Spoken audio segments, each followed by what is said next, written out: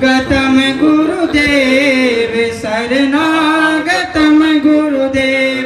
गुरुदेव तुम्हारी जय जय हो, गुरुदेव तुम्हारी जय जय हो, गुरुदेव तुम्हारी जय जय हो। स्वागतम गुरुदेव शरणागतम गुरुदेव, स्वागतम गुरुदेव शरणागतम। मनसाक्षिण हो सके। कृपा सिंधु नर रूप हरि, महामोह तम पुंज। जासु वचन रवि कर निकर, गुरु बिनु ज्ञान न उपजे। गुरु बिनु मिले न भेव, गुरु बिनु संशय ना मिटे। जय जय जय गुरुदेव। बोलिए प्रेम से श्री सद्गुरु महाराज की जय। परमाराध्य गुरुदेव के पावन श्री चरणों में कोटिशः नमन। वंदनीय साधु समाज, महासभा के आदरणीय अध्यक्ष एवं महामंत्री महोदय, जिला समिति के पदाधिकारी एवं सदस्यगण, हमारे बीच उपस्थित आदरणीय विधायक जी एवं अन्य जनप्रतिनिधि महोदय, इस कॉलेज के प्राचार्य सहित समस्त सदस्यगण, विद्यालय महाविद्यालय परिवार के समस्त सदस्यगण, इस क्षेत्र के आदरणीय बुजुर्ग भक्तगण, धर्म प्रेमी सज्जनों, माताओं बहनों तथा प्यारे बच्चों, हम लोग बड़े भाग्यशाली हैं कि हम लोगों का जन्म इस भारत भूमि में हुआ है। ये आर्यावर्त की भूमि बड़ी पवित्र भूमि है। यूं तो आप धरती का जब नक्शा देखते हैं तो अनेक देश हैं, अनगिनत स्थान हैं, लेकिन पूरे विश्व में भारत की तरह पवित्र कोई भूमि नहीं है। क्या कारण है? ये धरती सदा से संत भगवंतों की धरती रही है। सदा से यहाँ संतों का अवतरण होता रहा है। विश्व के अन्य भागों में कभी कभी कोई संत प्रकट होते हैं, लेकिन यह भारत भूमि की गौरव गरिमा है।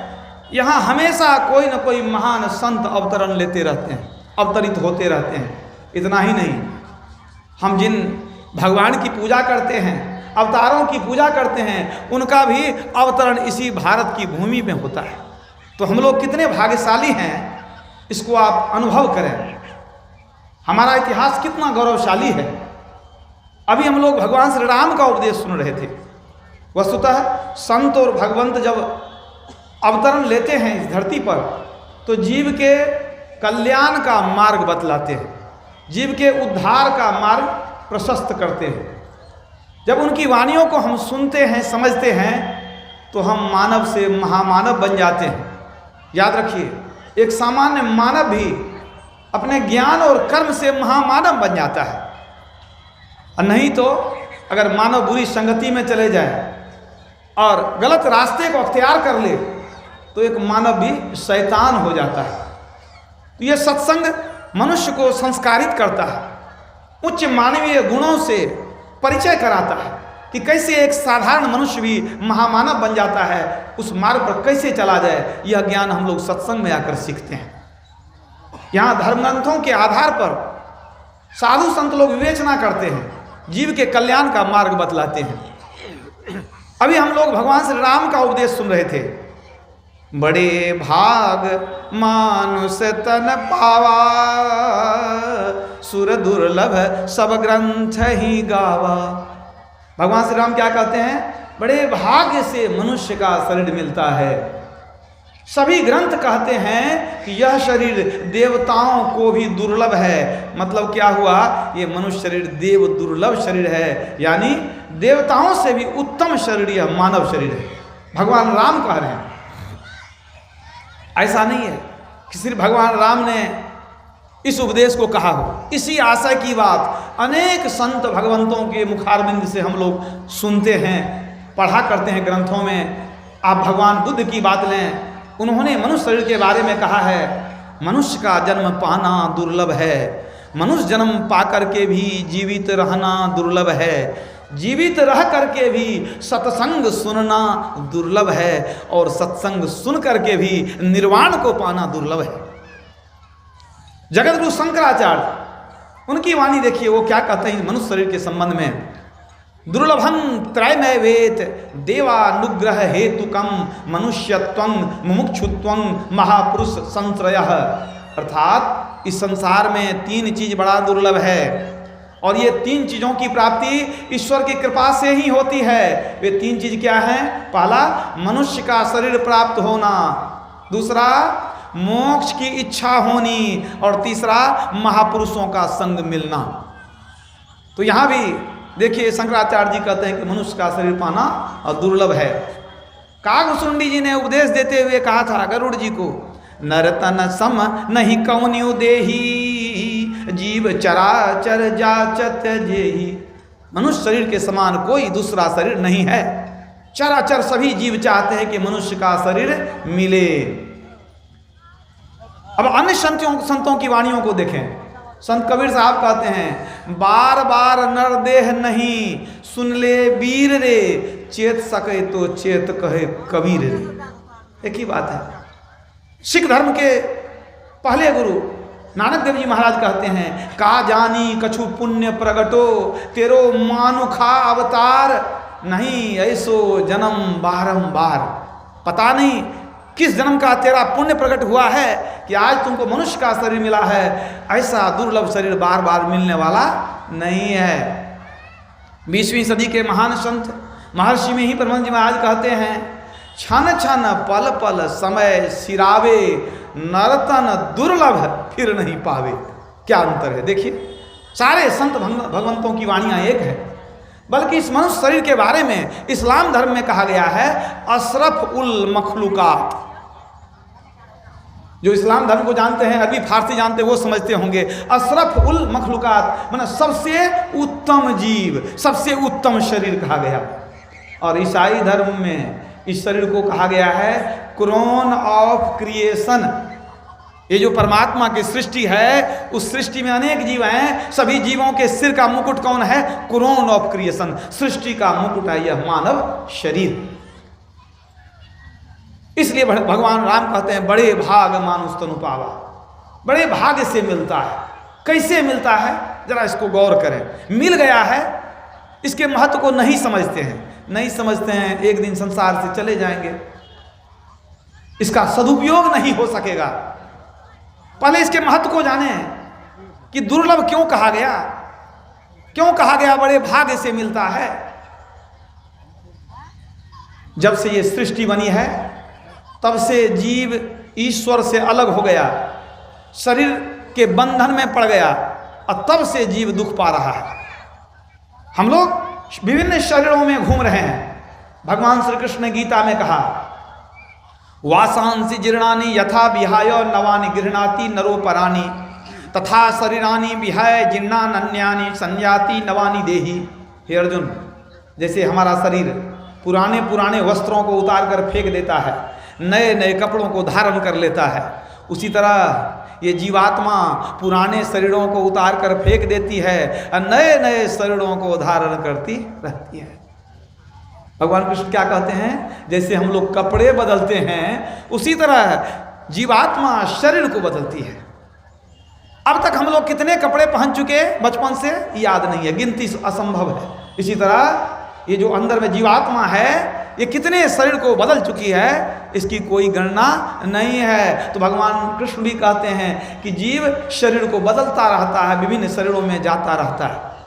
यही बात भगवान राम भी कहते हैं, आकर 4 लौछ 84 जोनि भ्रमत यह जीव अविनाशी फिरत सदा माया कर प्रेरा काल कर्म स्वभाव गुण घेरा कबहुक करी करुणा नर देही देत ईस बिनु हेतु सनेही।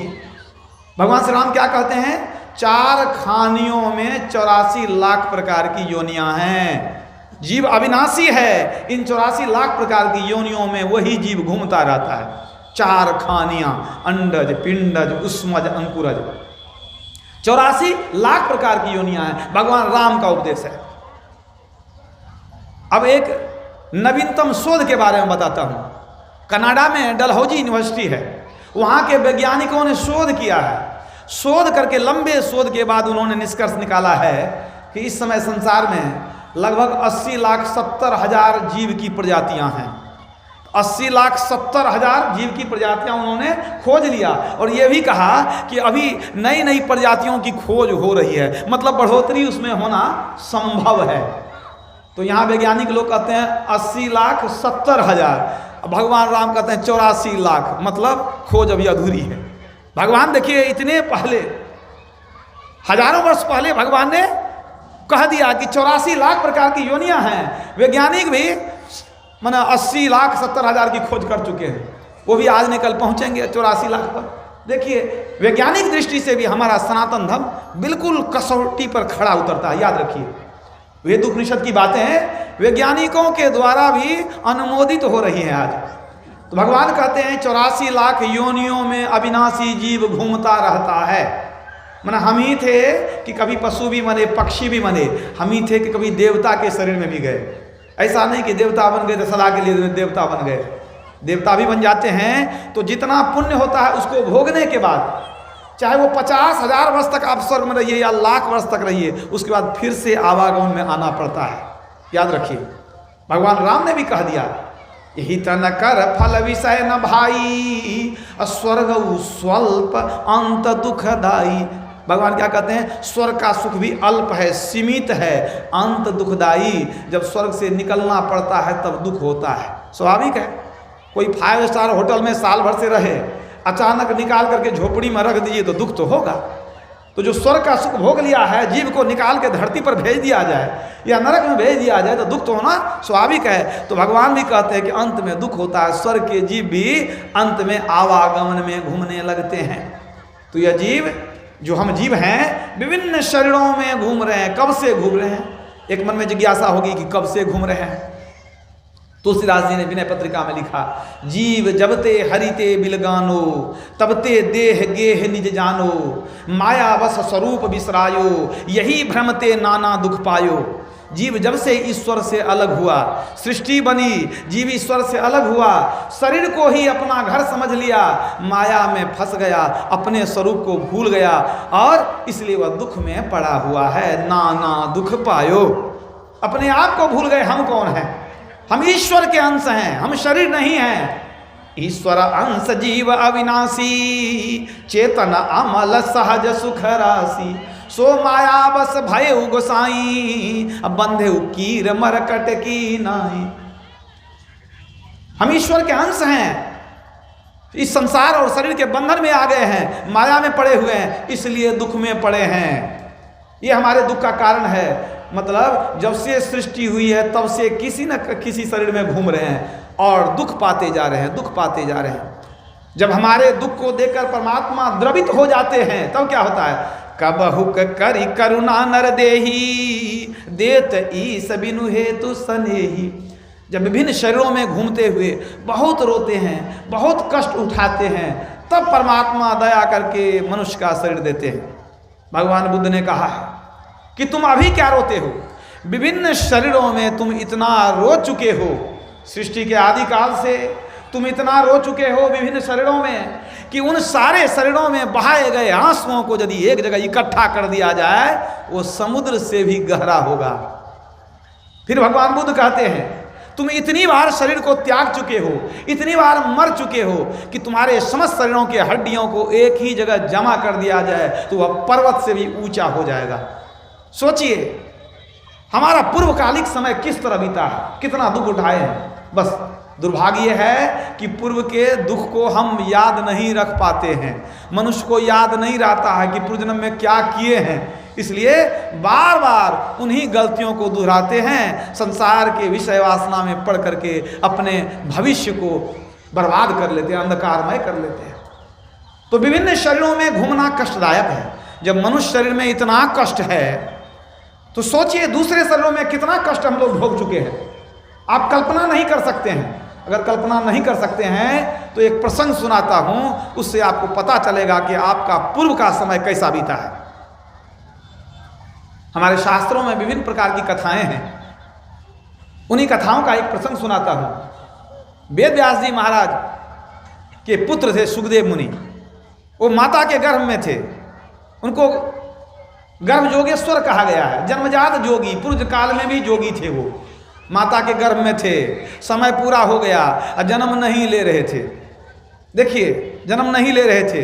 व्यास देव जी महाराज पूछते हैं, बाहर से ही माता के पेट में पड़े हुए हैं, बोल भी सकते हैं, वर्षों तक रह गए थे। वो कहा जाता है कि 12 वर्ष तक अपने योग विद्या के कारण वो माता के पेट में पड़े रह गए, जन्म नहीं लेते थे। वेद व्यास जी ने पूछा, पुत्र तो क्यों माता को कष्ट देते हो, बाहर आ जाओ। सुखदेव मुनि ने कहा, नहीं नहीं, बाहर में बहुत कष्ट है।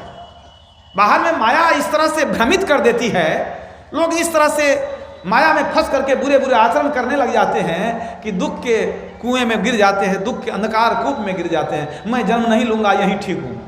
पिताजी ने बहुत समझाया कि सभी लोग तो जन्म लेते हैं, आखिर तेरे में क्या विशेषता है, तुम कहते हो जन्म नहीं लेंगे। सुखदेव मुनि ने कहा, मुझे याद है कि कितना कष्ट मैंने उठाया है, मैं जन्म नहीं लूंगा। व्याप रहे संसार महा माया कटक प्रचंड, सेनापति कामादि भट्ट दंभ कपट पाखंड। संसार में माया की भयानक सेना फैली हुई है, यहाँ दंभ कपट पाखंड फैला हुआ है, मैं जन्म नहीं लूंगा। बहुत समझाने के बाद भी जब वो तैयार नहीं हुए जन्म लेने के लिए, तब अंत में वेद व्यास जी कहते हैं, जो तुम कहते हो कि मैं बहुत कष्ट उठा चुका हूँ, संसार में नहीं आऊँगा, आखिर ऐसा क्या कष्ट है, कुछ तो बताओ। सुखदेव जी कहते हैं, सुखदेव मुनि, कि पिताजी कितना वर्णन करें, हमको तो कितने जन्मों की बात याद है, प्रत्येक जन्म में तो मैं कष्ट ही उठाया हूँ, कितना वर्णन करूँ। कहा, कुछ सुना दो। तो सुखदेव मुनि ने क्या सुनाया अपने पूर्व जन्म की बातें, उसको जरा ध्यान से सुनिएगा। सुखदेव मुनि कहते हैं, पिताजी मुझे याद है, एक जन्म में मैं धोबी का गधा था। धोबी हमको खिलाता पिलाता नहीं था, बहुत भारी लादता था और बहुत मारता भी था। मैं परेशान रहता था, लेकिन जाए तो जाए कहाँ। वो गरम गरम कपड़े को उबालता था और बिना ठंडा किए मेरे पीठ पर डाल देता था, नदी में ले जाता था धोने के लिए। और जब मुझे जलन होती थी गर्म कपड़ों से तो मैं भागता था, तेजी से भागता था, लेकिन उस दुष्ट को मज़ा आता था कि हमारा गधा जल्दी से पहुंचा देगा। ले जाता था मुझको और कपड़े उतार कर कपड़े को धोता था। इसी तरह गरम गरम कपड़े जो मेरे पीठ पर देने लग गया, पीठ की खाल उधड़ गई, घाव हो गए, फिर भी उसको दया नहीं आती थी। एक दिन घाव के दर्द से मैं परेशान था, बहुत सारे कपड़े को बोझ दिया, मैं निकल गया, मैं चल दिया नदी की ओर। वर्षा का समय था, रास्ते पर थोड़ा कीचड़ हो गया था। मैं जैसे ही कीचड़ होकर के पार होना चाहा, मेरे पैर कीचड़ में फंस गए। मैं जैसे एक पैर खींचता था दूसरा अंदर घुस जाता था, दूसरा खींचता था तो तीसरा अंदर घुस जाता था। मैं लाख कोशिश किया, अपने शरीर को कीचड़ से निकाल नहीं सका। मुझे लगता था कि धोबी मुझे मदद कर देगा, मैं निकल जाऊंगा, लेकिन उसने मदद नहीं किया। उसने देखा कि नदी तो नज़दीक ही है, गट्ठर उठाया, खुद चला गया, मुझको उसी कीचड़ में पड़ा छोड़ दिया। मैं उसी में तड़पता रहा, उछल कूद करता रहा, निकल नहीं पाया और धंसते चला गया कीचड़ में। अब देखिए विडंबना, देखिए वो तो रास्ता ही था, कुछ लोग उधर से आ रहे थे। मेरे मन में हुआ कि कोई तो दयालु होगा, 2-4 आदमी आ रहे हैं, शायद हमको पकड़ के इस कीचड़ से निकाल दे, किसी के हृदय में तो दया होगी। लेकिन वह तो और भी दुष्ट निकला। वे लोग जब आ रहे थे उधर से तो उन्होंने सोचा कि कीचड़ में पैर क्यों दिया जाए। हम जो कीचड़ में फंस कर बैठ गए थे, मेरे ही पीठ पर पैर दे करके सभी पार होने लग गए और मेरे पीठ पर पैर दे के पार होता जाता था, मैं कीचड़ में और धंसता चला जाता था। क्या बतावें पिताजी, मेरा तो शरीर लगभग कीचड़ में धंस गया, किसी ने नहीं निकाला, सब मरता छोड़ दिया, मैं उसी में धंसता चला गया। धोबी भी अपना घर चला गया मुझको छोड़कर, और मैं एक तो घाव का कष्ट अलग से था, कीचड़ में पड़ा पड़ा भूख प्यास से वहीं तड़प करके कुछ दिन में मर गया, कोई देखने नहीं आया। पिताजी बहुत कष्ट उठा चुका हूँ पिताजी। और उस बार मरने के बाद अब मैं ये सुनाता हूं कि आगे कहां गया। मर करके मैं कुत्ता बन गया। एक दिन सुबह से कुछ भोजन नहीं मिला था, मैं बिलबिला रहा था, कहीं एक टुकड़ा रोटी मिल जाए। बहुत घूम फिर कर देख लिया, एक व्यक्ति बैठ करके रोटी खा रहा था। मेरे मन में हुआ कि कहीं एक टुकड़ा दे देगा तो तत्काल भूख शांत हो जाएगी, हमारी क्षुधा मिट जाएगी। मैं उसके सामने में बैठ गया। वह भोजन कर रहा था। जैसे देखा कि मैं आगे में बैठ गया हूँ, वह क्या किया, थाली लेकर के दूसरे तरफ घूम गया। अब मेरे मन में हुआ कि सामने में रहेंगे तो एक टुकड़ा दे भी देगा, इधर पड़े हैं तो देगा नहीं। मैं उठ करके फिर से उसके सामने में जा कर के बैठ गया। अब तो भूख प्यास से ऐसी हालत थी कि मेरी आंख भी नहीं खुल रही थी। मैं आंख बंद करके बैठा था। फिर जब आंख खोल के देखता हूँ तो देखता हूँ थाली लेकर के तीसरी तरफ घूम गया है। मुझसे नहीं रहा गया। फिर उठ करके मैं उसके सामने में जा करके बैठ गया। मैं बैठ गया, आंख बंद थी हमारी। वह पूरी रोटी खा लिया, एक रोटी का टुकड़ा दिया नहीं। मैं आंख बंद करके बैठा था इस उम्मीद में कि एक टुकड़ा रोटी देगा। वो ऐसा दुष्ट निकला कि रोटी का टुकड़ा तो दिया नहीं, लेकिन खाकर जब उठा तो बगल में से लाठी उठाया और एक लाठी हमारे माथे पर दे मारा। मैं वहां से चिल्लाते चिल्लाते भागा। मेरा माथा फट गया, खून बहने लग गया। मैं भागा, भागते भागते बेहोश हो गया। जब होश आया तो देखता हूँ माथा फटा है, रक्त स्रावित हो रहे हैं। मैं नदी के जल को चाट करके किसी तरह अपना प्यास बुझाया, लेकिन माथे में जो घाव हो गई उससे मैं व्याकुल हो गया। अब धीरे धीरे उस घाव में कीड़े पड़ गए। पिताजी शरीर में दूसरे जगह जब घाव होता था, मैं कुत्ते की योनि में था, उसको चाट करके ठीक कर लेता था। लेकिन माथे का घाव चाटें तो कैसे चाटें, उस घाव में कीड़े पड़ गए। जब कीड़ा काटता था मैं बिलबिलाता था, चिल्लाता था, जहाँ तहाँ माथा रगड़ता था। पिताजी उसी घाव के कारण, पस के कारण मैं चिल्ला करके मर गया, कोई देखने वाला नहीं। और मर करके पिताजी मैं सूअर की योनि में चला गया। इसके बाद सुखदेव मुनि चुप हो गए। पिताजी कहते हैं और क्या हुआ? सुखदेव मुनि ने कहा अब हिम्मत नहीं है अपना दुख मैं सुना सकूं। कितना दुख सुनाऊं, हमारे दुख का कोई अंत नहीं है। पिताजी ये संसार बड़ा निर्दयी है। यहाँ आकर के लोग इतना दुख में पड़ जाते हैं कि जिसका वर्णन करना असंभव है। चाहे कोई भी हो, जो भी शरीर में आते हैं उनको दुख उठाना अवश्य पड़ता है। तन धरि सुखिया काहू न देखा, जो देखा सो दुखिया हो। उदय अस्त की बात कहते हैं, सबका किया विवेका हो। कबीर साहब कहते हैं, कबीर साहब की वाणी है, साच कहूं तो कोई न माने, झूठ कहा नहीं जाई हो। ब्रह्मा विष्णु महेश्वर दुखिया, जिन यह राह चलाई हो। आप देखिए कथा प्रसंग को, क्या राम के जीवन में दुख नहीं आया? क्या कृष्ण के जीवन में दुख नहीं आया? क्या भगवान शिव के जीवन में दुख नहीं आया? कथाओं को पढ़ेंगे तो आप जानेंगे। ब्रह्मा विष्णु महेश्वर दुखिया, जिन यह राह चलाई हो। तब संसार में सुखी कौन है? तो कबीर साहब कहते हैं अवधू दुखिया, भूपति दुखिया, रंक दुखी, विपरीति हो। कहे कबीर सकल जग दुखिया, संत सुखी मन जीती हो। जिन्होंने मन को जीत लिया, ऐसे संत, वेश बनाने से कोई संत नहीं हो जाते। जिन्होंने साधना के द्वारा अपने मन को वश में कर लिया है, वे ही सुखी हैं। एकमात्र संत के अलावे संसार में सब के सब दुखी हैं। तो ये कथा, ये प्रसंग जो मैंने आपको सुनाया, इस कथा से क्या पता चलता है? ऐसे महायोगी सुखदेव मुनि पूर्व जन्म में इतना दुख भोग चुके हैं। अब विचार कीजिए, जो सुखदेव मुनि पूर्व जन्म में इतना दुख भोग चुके हैं, तो क्या हम और आप सब दिन राजकुमार और राजकुमारी होकर के पैदा हुए होंगे?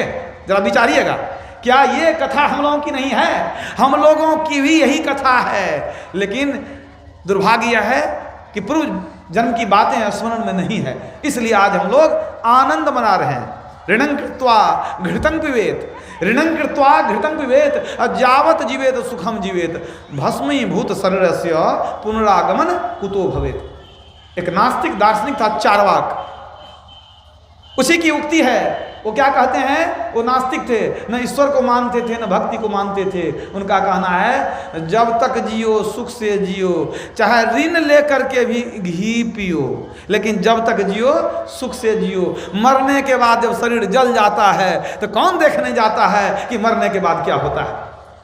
लेकिन याद रखिए, यदि हम सनातनी हैं तो हमको अपने धर्म ग्रंथ पर विश्वास करना ही होगा।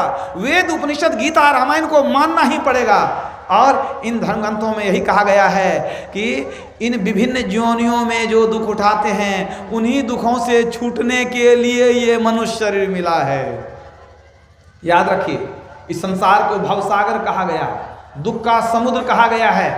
सभी जीव दुख पा रहे हैं, लेकिन दुख से निकलने का मार्ग एकमात्र मनुष्य शरीर में है। इसलिए भगवान राम ने कहा कि मोक्ष का मार्ग तेरे अंदर है। साधन धाम मोक्ष कर द्वारा, अब पाई न जेहि परलोक संवारा। सो परत्र दुख पावई, सिर धुनि धुनि पछताए। काल ही कर्म ही ईश्वर ही, मिथ्या दोष लगाए। भगवान श्री राम क्या कहते हैं? इस मनुष्य शरीर में मोक्ष का द्वार है, अन्य शरीरों में नहीं। यदि जीव को मुक्ति चाहिए तो मनुष्य शरीर में आकर के ही मुक्ति मिलेगी। तो मनुष्य शरीर मिल जाने भर से मुक्ति नहीं मिलती है। मुक्ति के लिए जुक्ति सीखनी पड़ेगी आपको, तब कल्याण होगा। समझे कि नहीं? बहुत कथा सुने, लेकिन गुरु से दीक्षा लेकर के जुक्ति नहीं जाने तो मुक्ति नहीं मिलेगी। कथा सुने, व्रत हु किए, तीर्थ किए अघाय, गुरुमुख के हुए बिना जप तप निष्फल जाए। चरणदास जी महाराज की वाणी है। तो मनुष्य शरीर अगर मिल गया तो आप जानिए मोक्ष का द्वार आपके भीतर में है। लेकिन कहाँ है मोक्ष का द्वार? द्वार किसको कहते हैं? रास्ता को, फाटक को, छेद को, इसी को द्वार कहते हैं। तो जब मनुष्य शरीर में मोक्ष का द्वार है तो सबके शरीर में मोक्ष का द्वार है। इतनी उम्र बीत गई, क्या कभी पता चला कि शरीर में मोक्ष का द्वार किधर है? आप जरा विचार करके देखिए। जब भगवान कहते हैं मुक्ति का द्वार है तो अवश्य होगा। तो अब विचार करिए इस शरीर में कहाँ मुक्ति का द्वार है। तो हम लोग इस शरीर में 9 द्वार को जानते हैं। आंख के 2 द्वार, कान के 2 द्वार, नाक के 2 द्वार, 2 तिया 6, एक मुख का द्वार 7, अब मल मूत्र विसर्जन करने के 2 द्वार, 7 2 9 द्वार हो गए ना। तो क्या इसी 9 द्वार में कोई मुक्ति का द्वार है? जब विचार करेंगे तो आप पाएंगे कि ये 9 द्वार मुक्ति का द्वार नहीं, ये गंदगी का भंडार है।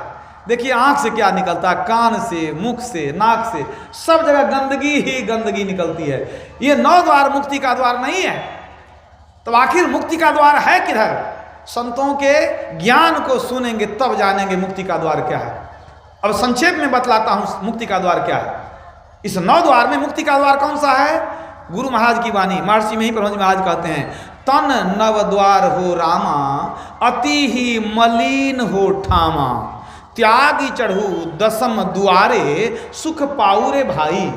कहते तन में जो 9 द्वार है, अति ही मलिन, बड़ा गंदा जगह है, ठाम मन स्थान। एक और द्वार है, गुरु महाराज कहते हैं एक 10वां द्वार भी है, जिसको हम लोग देखते नहीं है। त्यागी चढ़ू 10म द्वारे, हम लोगों की वृत्ति इन्हीं 9 द्वारों में रहती है दिन रात। कहते हैं इन 9 द्वारों से अपने मन को, चेतन वृत्ति को हटाओ। त्यागी चढ़ू 10म द्वारे, एक 10वां द्वार है, वहां जाओ, क्या लाभ होगा? सुख पाऊ रे भाई। वास्तव में भगवान राम ने जो कहा मोक्ष का द्वार है, वह 10वां द्वार है, वहीं जाकर सुख मिलता है, वही मोक्ष का द्वार है। तो ये गुरु महाराज कहते हैं 9 को त्यागो, 10वें में जाओ। अब आपके मन में जिज्ञासा होगी कि क्या और किसी संतों की वाणियों में ऐसी बात आई है? तो देखिए गुरु नानक देव जी महाराज क्या कहते हैं, 9 दर ठाके धावतु रहाए, 10वें निज घर बासा पाए। उठाए अनहद शब्द बजाए दिन राती, गुरुमति शब्द सुना बढ़िया। नानक साहब कहते हैं 9 द्वार में तुम रहोगे, संसार में भटकते रहोगे। 9 दर ठाके धावतु रहाए, दौड़ते रहोगे, लेकिन 10वें निज घर बासा पाए। 10वें घर जो है वो हमारा अपना घर है। 10वां घर ही अपना घर है। 10वां द्वार जो है वहां यदि घुस गए, अपने घर में चले गए। नानक साहब की वाणी भी बस वही भाव रखती है। गुरु महाराज भी कहते हैं 9 को छोड़ के 10वें में जाओ, नानक साहब भी कहते हैं। अब आगरा के संत राहा स्वामी साहब की वाणी देखिए क्या कहते हैं, इस नगरी में तिमिर समाना, अंधकार समाया हुआ है, भूल भरम हर बार, खोज करो अंतर उजियारी, छोड़ चलो 9 द्वार। क्या कहते हैं? इस शरीर में अंधकार समाया हुआ है। आप कहेंगे अंधकार कैसे समाया हुआ है, कैसे बूझेंगे? आप आंख बंद करके देखिए, अंदर में जो अंधकार मंडल दिखाई पड़ता है उसी में जीव है। जीव उसी में, हमारा शास्त्र कहता है कि उसी अंधकार मंडल में जीव पड़ा हुआ है, इसीलिए दुख में पड़ा हुआ है। इस नगरी में तिमिर समाना, तो भूल भरम हर बार, क्या करें? खोज करो अंतर उजियारी, छोड़ चलो 9 द्वार। 9 द्वार को छोड़ दो, अंतर में प्रकाश को खोजो। अब देखिए तीनों संतों की वाणी मिला लीजिए। तीनों संतों की वाणी में साम्य है कि 9 को छोड़ो। तो हमारे नानक साहब कहते हैं 9 को छोड़ोगे तो अपने घर में जाओगे, निज घर वासा पाए। और महर्षि में ही बाबा कहते हैं कि वहाँ बहुत सुख मिलेगा, सुख पाऊ रे भाई। और स्वामी साहब कहते हैं वहाँ प्रकाश मिलेगा। मतलब अगर आप 10वें द्वार में घुसेंगे वहाँ प्रकाश मिलेगा। वो क्या है? वो द्वार वही द्वार है मोक्ष का द्वार। इसी को आज्ञा चक्र का केंद्र बिंदु कहा गया, इसी को उपनिषद में सुषमना का घाट कहा गया। एक ही बात है, मतलब मोक्ष का द्वार जो है उसका भेद कौन बताएगा? भेद यह गुप्त, पाना किसी ग्रंथ से है असंभव। समझ लो किसी संत से समझना पड़ेगा। तो जब संत के शरण में जाएंगे, उनसे जुक्ति जानेंगे, तब पता चलेगा कि मोक्ष का द्वार किधर है। उसमें प्रवेश कैसे करेंगे? कोई कठिन काम नहीं है, कोई कठिन काम नहीं है। बस जप और सरल ध्यान, हठयोग नहीं, राजयोग, सरल ध्यान, जप और ध्यान करेंगे, उसी से हम मोक्ष के द्वार में प्रवेश करेंगे। ये संकेत है भगवान राम का साधन धाम मोक्ष कर द्वारा। ये मत सोचिए ये मनुष्य शरीर हम लोग को मिला है आनंद बनाने के लिए, खाने पीने ऐश मौज करने के लिए, विषय भोग करने के लिए। क्योंकि जिस राम ने कहा कि ये शरीर मोक्ष का द्वार इसके अंदर में है, वही भगवान राम क्या कहते हैं? यही तन कर फल विषय न भाई। विषय भोग के लिए ये शरीर नहीं है, याद रखिए। और एक बात गौर करने की है, जरा ध्यान दीजिएगा विद्वान लोग। भगवान राम कहते हैं बड़े भाग मानुष तनु पावा। और वही भगवान राम जब बाली को मार दिए और तारा विलाप करने लगी, तब क्या कहते हैं इस शरीर के विषय में? तब क्या कहते हैं? क्षिति जल पावक गगन समीरा, पंच रचित यह अधम शरीरा। क्षिति जल पावक गगन समीरा, सोचिए मिट्टी जल अग्नि वायु आकाश पंच तत्वों से बना हुआ यह शरीर है। क्या कहते हैं? अधम शरीरा। ये शरीर बड़ा नीच निकृष्ट शरीर है। अब दोनों बात को मिलाइए। भगवान राम तारा को कहते हैं कि पंच तत्व का बना हुआ शरीर बड़ा निकृष्ट है, वही भगवान राम प्रजा को बुलाकर कहते हैं बड़े भाग से देव दुर्लभ शरीर मिला है। अब दोनों बातों का तालमेल कैसे होगा? एक बार कहते हैं दुर्लभ शरीर भाग्य से मिला है, दूसरे बार कहते हैं 5 तत्वों का निकृष्ट शरीर है। तो दोनों बात में सामंजस्य कैसे बैठाएंगे आप? बस सत्संग में आएंगे तब यह ज्ञान होगा। अब इस बात को समझिए, ये जो शरीर मिला है, ये शरीर मिला है भक्ति करने के लिए। बात को समझिए। देह धरे कर यही फल भाई, अब भजिए राम सब काम बिहाई। भक्ति करने के लिए यह मनुष्य शरीर मिला है। अब क्या होगा? यदि आप भक्ति करते हैं तो आपका शरीर सुंदर है, पवित्र है, बड़भागी है। अगर आप नहीं करते हैं तब क्या होगा? तब ये शरीर एकदम निकृष्ट है। तुलसीदास जी ने लिखा रामचरितमानस में, सोई पावन सोई सुभग शरीरा, जो तन पाय भजई रघुवीरा। क्या कहते हैं? वही शरीर सुंदर है, वही शरीर पवित्र है जिस शरीर से हरि भजन होता है, जो राम का भजन होता है। मतलब जो ईश्वर की भक्ति करते हैं, राम का भजन करते हैं, उनका शरीर सुंदर और पवित्र है। समझ गए कि नहीं? सोई पावन सोई सुभग शरीरा, अब जो तन पाए भजई और रघुवीरा। अब भजन नहीं करेंगे तो पंच रचित यह अधम शरीरा। अगर भक्ति नहीं करते हैं तो आपका शरीर सचमुच में अधम है, निकृष्ट है, नीच है। ये शरीर जब छूट जाएगा किसी काम आने वाला नहीं है। या देही का गर्व न करिए, श्यार काग गिद्ध खई हैं। क्या काम आएगा इस शरीर का? कोई काम आने वाला नहीं है। धन यौवन मिट जाएंगे, धन यौवन मिट जाएंगे। और जैसे उड़त कपूर, रे मूरख गोविंद भज, क्यों चाटत जगधूर। तो भगवान राम क्या कहना चाह रहे थे? वो कहते हैं ये मनुष्य शरीर विषय भोग के लिए नहीं है, तब क्या करो इस शरीर से? तो भगवान राम उपदेश करते हैं प्रजाओं को, जाओ पर लोक यहाँ सुख चहु, सुनि मम वचन हृदय दृढ़ गहु, सुलभ सुखद मार्ग यह भाई, भगति मोरी पुराण श्रुति गाई। भगवान कहते हैं कि यदि इस लोक में भी सुख चाहिए, मरने के बाद परलोक में भी तुमको सुख चाहिए तो बड़ा सरल रास्ता है क्या, भगति मोरी पुराण श्रुति गाई। बड़ा स्पष्ट कर दिए। इसमें 3 बातें हैं। एक तो भक्ति कीजिए, दूसरा किसकी करें, भक्ति मोरी, राम की भक्ति कीजिए, और तीसरा कैसी भक्ति करें, पुराण श्रुति गाई। वेद पुराण को समझ लीजिए, अपने मन से देखा देखी भक्ति मत कीजिए। तो भगवान राम ने इस 2 पंक्ति में सार भर दिया है कि मनुष्य शरीर आपको मिला है, यदि लोक परलोक दोनों जगह सुख चाहते हैं तो आप मेरी भक्ति कीजिए जो वेद उपनिषद और संतवाणियों के द्वारा अनुमोदित हो, ऐसी भक्ति कीजिए, अपने मन से देखा देखी मत कीजिए। तो भगवान राम ने स्पष्ट कर दिया कि परलोक में वही सुख पाएगा जो मनुष्य शरीर प्राप्त करके ईश्वर का भजन करेगा। देह धरे कर यही फल भाई, अब भजिए राम सब काम बिहाई। ये मनुष्य शरीर इसीलिए मिला है। राजस्वामी साहब कहते हैं, यह तन दुर्लभ तुमने पाया, कब पाया, कोटि जन्म भटका जब खाया, अब या को बिरथा मत खो, चेतो छिन छिन भक्ति कमाओ, पल पल भक्ति कमा लो। आप कहेंगे पल पल भक्ति करेंगे तो घर का काम कौन करेगा? अरे पल पल भक्ति करने का क्या मतलब है, आप जब दीक्षा लेते हैं आपको मंत्र दिया जाता है भगवान का नाम जपने के लिए, तो आप काम भी करिए, जब भी करते रहिए, भक्ति हो रही है। तन काम में मन राम में, तो संसार का काम करते रहिए, ईश्वर का की भक्ति भी करते रहिए। करते कर्म करो विधि नाना, असुरत राखी जहाँ कृपा निधाना। संसार के कर्म को भी करिए और ईश्वर की भक्ति भी करते रहिए। कुछ लोग कहते हैं कि बाबा जीवन में इतनी समस्याएं हैं कि समय नहीं मिलता है, कैसे भक्ति करें। एक व्यक्ति था, जीवन के समस्याओं से परेशान था।